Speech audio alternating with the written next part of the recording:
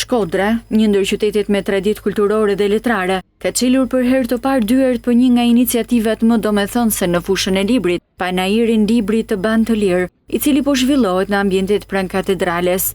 Ky edicion i parë, më shumë se sa një panair libri, është një manifestim i dashurisë së qytetit për dijen, fjalën e shkruar dhe lirinë shpirtërore që sjell leximi.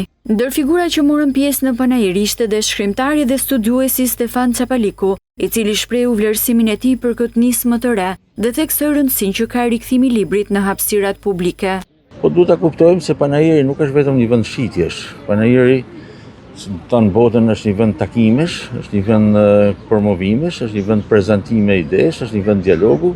Panairi Libri të Ban të Lirë, që vjen si një nismë kulturore e qytetit, u organizua në kujdesin e Dom Blash Palajt, një figurë e njohur për angazhimin e tij në promovimin e vlerave shpirtërore dhe intelektuale. Nuk mungojnë ato të cilët dëshirojnë të jenë dashamirë të artit, të letrave, dhe kam përshtypjen nga ky reagim i mirë i njerëzve, duhet të investojmë gjithmonë më tepër në këtë këndvështrim, sepse një ndër elementet më promovues të jetës së një qytetit është ai kulturor.